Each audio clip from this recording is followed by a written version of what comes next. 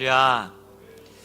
참 공감이 되는 찬양이 있듯이 참 또 공감이 되는 시가 있습니다.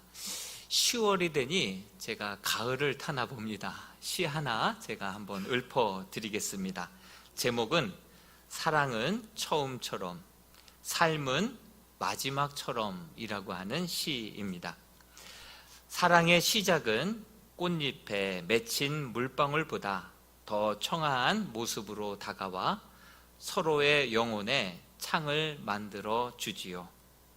삶이 끝나갈 때면 바람 한 조각, 발자국 소리 하나에도 애틋하게 다가와 가슴을 미어지게 만드는 거지요. 이렇게 살아요. 사랑은 처음처럼, 삶은 마지막처럼. 참 그런 것 같습니다. 사랑은 참 시작이 설레임이 있죠. 사랑을 할 때는 처음처럼, 또 우리의 삶을 생각해 볼 때는 삶은 정말 마지막처럼 생각하면 애틋함이 있죠. 또 가슴이 또 미어지는 부분이 있지 않습니까?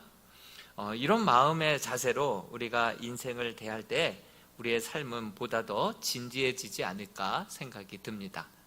오늘 제목은 늘 마지막처럼입니다. 삶을 이렇게 늘 마지막인 것처럼 우리가 살다 보면 어떻게 될까요? 내 아내와 나누는 대화가 마지막 대화라고 한다면 어떻겠습니까?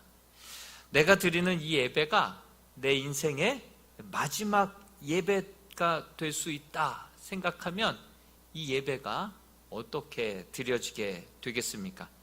삶에 대한 우리의 마음가짐부터 달라지고 마음으로 이 감사 노트에 채워 넣을 우리의 감사도 사뭇 마지막처럼, 늘 마지막처럼 살다 보면 훨씬 더 감사의 내용들이 더 진지하게 채워지지 않을까 생각을 해보게 됩니다.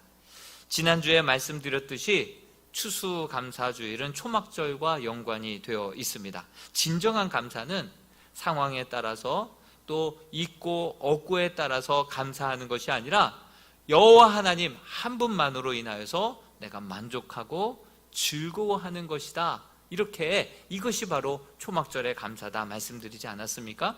저희 이름의 성도들이 이번 감사의 30일 동안 이 감사 노트로 하나님께서 우리에게 축복을 주시고자 하시는, 정말 그래서 범사 속에 숨겨놓은 그러한 감사들을 잘 찾아내어서 그것을 하늘의 보화로 바꾸어 나가실 수 있는 우리 모든 이람 성도들이 될 수 있기를 바랍니다. 사실 감사 그 자체에도요 놀라운 힐링적인 그러한 치료의 능력이 있는데요, 그것을 경험하는 시간들이 되었으면 좋겠습니다. 오늘 말씀은 성경에서 가장 난해한 구절로 그렇게 손꼽히는 그러한 구절입니다. 한 부자가 나오죠. 그 부자에게는 믿고 맡긴 청지기가 하나 있습니다. 영어 성경에 보니까 매니저로 나와 있습니다. 주인이 자기의 모든 재산을 완전히 맡겨서 총 책임을 지고 관리하는 관리자가 바로 이 청지기입니다. 그런데 이 주인이 그의 주인의 소유를 낭비한다는 얘기를 그만 듣게 되었습니다. 그러자 2절에 이 주인이 청지기를 불러서 이렇게 단호하게 이야기를 합니다. 2절 말씀 한번 볼까요? 주인이 그를 불러 이르되 내가 내게 대하여 들은 이 말이 어찌 됨이냐? 내가 보던 일을 세마라. 청지기 직무를 계속하지 못하리라 하니. 내가 보던 일을 세마라. 이것은 아주 종말적인 그러한 선언입니다. 너 지금 10월이야. 그러니 12월까지 이제 그만 정리해라 라고 하는 그 주인의 그 말. 그래도 이 말미를 주는 것을 보게 되면 참 주인은 선하고 지혜로운 주인이다 라는 생각이 듭니다. 그러자 이 청지기가 고민에 빠지고 맙니다. 명색이 총관리자였는데 이제 어디 가서 무엇을 할까 고민하면서 3절에 보니까 청지기가 속으로 이렇게 고백을 합니다. 3절에 보면 주인이 내 직분을 빼앗으니 내가 무엇을 할까? 땅을 파자니 힘이 없고 빌어먹자니 부끄럽구나. 어떻게 하나 고민을 하고 있는데 순간 번쩍이는 아이디어 하나가 이렇게 등잔불처럼 번뜩 생각이 났습니다.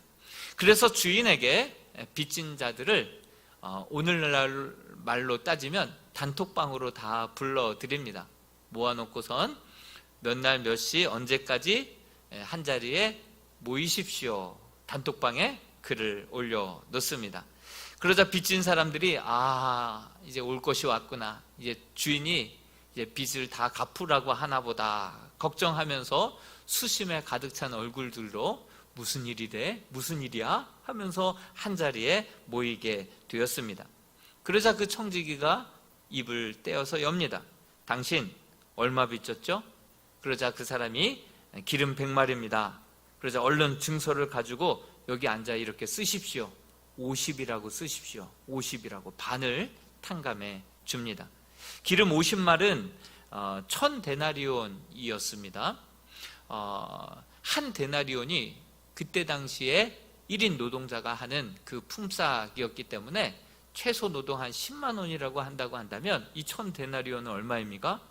1000만 원에 해당되는 아주 큰 금액입니다. 웬일일까? 웬 은혜인가? 너무나도 기뻐서 돌아가려고 하는데 그 청지기가 와서 손을 꽉 붙잡습니다. 절대로 이 은혜 잊어서는 안 될세. 이렇게 단도리를 해둡니다. 또 다른 이에게 묻습니다. 당신 얼마 빚졌습니까? 밀 100석입니다. 여기 내 증서를 가져다가 빨리 80이라고 고쳐 쓰시라고 이야기를 합니다. 밀 100석은요 2500데나리온이고요 그 중에 20석을 깎아줘서 80석만 내라고 했으니 5분의 1로 계산해 보면 500데나리온 아닙니까? 오늘날 계산으로 따진다면 한 500만 원 정도의 탕감을 해주게 되었습니다. 그리고 돌아가려고 하는 그 채무자를 또 붙잡고 오늘의 이 은혜를 잊어버리면 인간도 아닐세 하면서 다시 한번 단도리를 해둡니다. 여기서 액수들을 보니까 이 두 사람은 샘플에 불과하고요. 이 액수들을 보니까 여기서 나오는 이 주인은 아주 굉장한 부자임을 알 수가 있습니다. 그런데 이 모든 사실이 주인의 귀에 이러한 모든 정황들, 빚쟁이들, 채무자들을 불러다가 이렇게 빚잔치를 하는 이러한 이야기가 이제 주인의 귀에 다 들어가게 된 것입니다. 그러면 어떻습니까? 사문서 위조죠. 주인의 재산을 더 크게 흠집을 냈죠.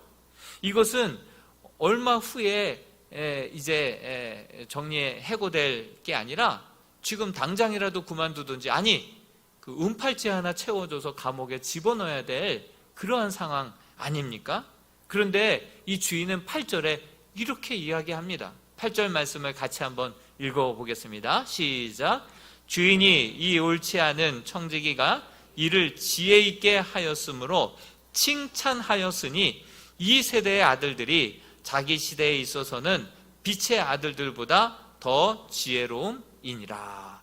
오히려 주인이 이 사실을 알고도 오히려 이 청지기를 칭찬하고 있는 것입니다.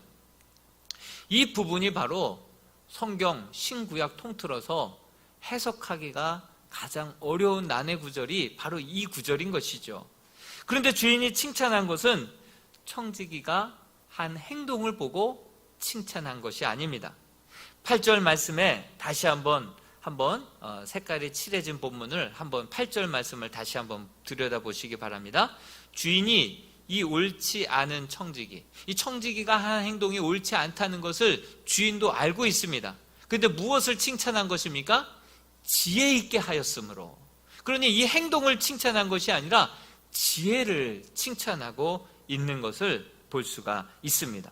주인이 칭찬한 지혜가 도대체 뭐길래 이렇게 극찬을 한 것일까요? 그것을 우리가 두 가지 정도만 살펴보면서 우리도 다 청지기 아닙니까? 청지기로서 이런 지혜를 우리가 간직하고 살아갔으면 좋겠습니다. 주인이 칭찬한 청지기의 지혜는 첫째로 바로 내일을 준비한 지혜였습니다. 청지기가 땅을 파자니 힘이 없고 빌어먹자니 부끄럽다. 그래서 이런 방도 저런 방도를 생각하다가 빚쟁이들을 불러다가 탕감해 줘야지 하고 탕감을 해 주었습니다. 그러면서 자기 스스로 혼잣말로 한 말이 나옵니다. 탕감해 준 그 이유와 목적이 나옵니다. 그 말씀이 4절 말씀인데요. 4절 말씀, 혼자 한 말씀 같이 한번 읽어보겠습니다. 시작. 내가 할 일을 알았도다. 이렇게 하면 직분을 빼앗긴 후에 사람이 나를 자기 집으로 영접하리라 하고, 지금까지 청지기는 여기에서 천년만년 청지기 노릇을 할 줄 알았습니다. 그런데 해고 통보를 받고 나자 발등에 불이 떨어지고 말았습니다. 그리고선 자신이 직분을 빼앗긴 이후에도 사람들이 나를 잊지 않고 나를 도와줘서 후일을 준비한 이 청지기의 이러한 지혜를 우리 주인은 칭찬하고 있는 것이죠. 여러분, 우리가 젊었을 때는 어땠습니까? 철도 씹어 먹을 정도로 건강하고 그것을 먹어도 소화할 정도로 아픈데 하나 없고 이 땅에서 천년 만년 영원히 살 것 같았던 때가 다들 있지 않았습니까? 그런데 청지기가 해고 통보를 받았듯이 병원에서 암 말기입니다 이렇게 통보를 받고서야 한마디로 죽음의 통보를 받은 그 이후에 나도 얼마 안 남았구나, 이것을 알게 된 후에야 비로소 이 땅에서의 삶이 다가 아니지, 이 땅에서는 70, 강건하면 80이라고 그러셨지, 그래 이 땅의 생을 마감하면 그러면 이제 다음 저 세상을 어떻게 갈 수 있지? 어떻게 준비해야 하지? 그때부터 이제 고민하기 시작하게 되죠. 제가 지난주에도 가나안 땅의 이스라엘 백성들이 이제 출애굽 40년 광야 생활 마치고 이제 입성했습니다. 입성하기 전에 모세를 통하여서 초막절을 잊지 말고 지키라 하지 않았습니까? 이제 좋은 집, 자기들이 짓지는 않았지만 좋은 집, 편안한 집, 이제 안락할 수 있는 집으로 들어갔습니다. 자기의 실력보다 더 좋은 집으로 입주했습니다. 그런데 하나님께서는 1년에 한 차례 7일씩은 이 움막을 짚고 그곳에서 초막절을 지키라, 이 말씀하신 이유가 제가 무엇이라고 말씀드렸습니까? 그렇지, 우리의 집은 이렇게 화려하고 좋은 집으로 지어서 입주했다 하더라도 우리의 인생은 나그네 인생이지, 이 땅에서의 삶은 잠시 잠깐 움막집에서 살듯이 사는 것이고 우리가 진짜 살아야 될 저 영원한 본향이 분명히 있지, 이것을 늘 상기시키며 이 땅에 발을 딛고 살아가지만 하늘에 속한 자로 인식하며 살아가라고 이 초막절기를 지키라고 하신 것 아니었겠습니까? 여러분들은 준비를 잘 하고 계십니까? 여러분들은 그리스도인으로 살면서 이 땅에서의 삶이 전부인 양 살아가고 있지는 않습니까? 현재 사는 삶 이후에 정말 다음 영원히 살아야 될 영혼의 본향이 준비되어 있다는 사실을 여러분들 늘 염두하고 살아가고 있습니까? 이 불의한 청지기를 통해서 이 비유를 듣는 자들로 하여금 이 땅에서 천년 만년 살 것이 아니라 언젠가 하나님이 부르시면 모든 건 내려놓고 그렇게 가야 할 날이 온다라는 것을 그렇게 말씀해주고 있고, 다음 생을 준비하는 이 청지기를 향하여서 지혜롭다라고 하는 이야기가 바로 여기에 있는 것이죠. 제가 지난주에 교육자 워크숍을 마치고 돌아오는 길에 차 안에서 SNS를 이렇게 확인하던 차에 제가 전에 있던 영흥교회 아닙니까? 그 옆에 있던 이웃교회에 한영교회라고 있는데요. 그 교회도 5년 전에 이제 원로 목사님이 은퇴하시고 새로운 목사님이 부임해 오셨습니다. 근데 그 목사님과 새롭게 영흥교회에 부임해 오신 목사님이 같은 세문안교회에 아주 절친한 동역자였었습니다. 그래서 그분의 소식도 저도 이야기를 들었었죠. 그런데 그분이 어느 날 지하 주차장에 내려가다가 그 차 앞에서 갑자기 뇌출혈이 온 것이죠. 그리고 쓰러졌는데 사람들이 지하에 없었습니다. 그러다 보니 골든타임을 놓친 것이에요. 그리고 호수에 의지해서 간간히 그 생명을 유지해 오시다가 지난주 토요일 날 결국은 가망이 없다. 의사도 정말 의사의 양심으로 더 이렇게 붙들고 있는 것은 환자에게 도리가 아니다 생각이 들고 가족들이 동의해서 호수를 뽑고 토요일 날 운명했죠. 저도 전에 있던 교회 젊은 목사님을 먼저 이렇게 장례를 치러 봤었기 때문에 그 가족들, 그 사모님, 그 교회가 얼마나 힘든지를 저는 다시 한번 그때의 그 감정들이 막 파도처럼 밀려오기 시작했습니다. 그리고 그 교회를 위해서, 그 사모님을 위해서, 그 자녀들을 위하여서 정말 새벽마다 기도하지 않을 수가 없었습니다. 그렇습니다. 우리는 이 땅에 잠시 잠깐 살다가도 언제라도 하나님이 통고하시고 부르시면 우리는 모든 것 내려놓고 갈 수밖에 없는 존재가 우리 인생임을 우리는 잊지 말아야 할 것입니다. 주인이 칭찬한 이 청지기의 지혜 두 번째는 무엇입니까? 두 번째는 이 모든 것이 내 것인 줄 알았는데 알고 보니 내 것이 아니었구나. 이것을 깨달은 사실이 바로 이것이 두 번째 칭찬한 지혜였다라고 하는 사실이죠. 누가복음 16장 1절에 보면 이런 말씀이 나왔습니다. 또한 제자들에게 이르시되 어떤 부자에게 청지기가 있는데 그가 주인의 소유를 낭비한다는 말이 그 주인에게 들린지라 라고 말하고 있습니다. 이 청지기가 모든 주인의 돈을 자기 돈처럼 생각하고 마음껏 썼었습니다. 그런데 난데없이 해고 통보를 받게 되었습니다.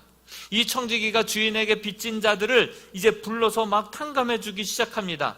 아니, 그런데 여러분 한번 생각해 보시기 바랍니다. 이 청지기가 무슨 권한으로 자기가 무슨 권한으로 빚을 탕감해 주는 것입니까? 다시 한번 묻고 싶습니다.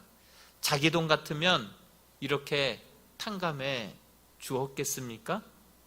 자기 돈인 줄 알았을 때에는 자기 것을, 주인 것을 자기 것인 양 그렇게 낭비하며 살았었습니다.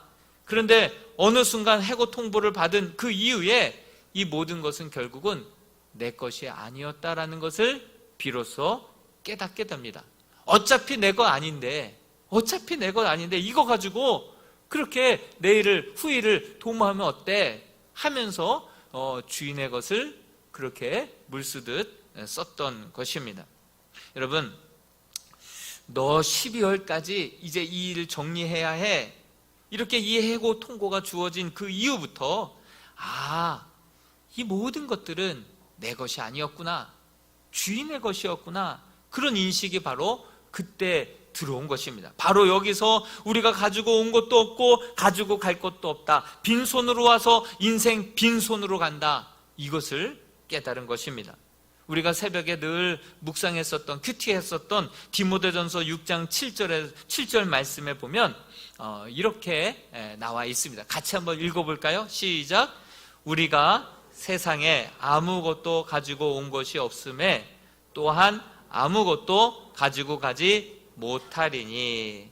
그렇습니다. 이 말씀은요, 공술의 공수거다라고 하는 그 의미보다는 더 정확한 의미, 이 본문에서 이 바울이 진짜 들려주고 말씀하고자 하는 그 본뜻은 모든 만물의 주인은 하나님의 것이다 라고 하는 그 말씀을 이 본문은 말씀하고 있습니다.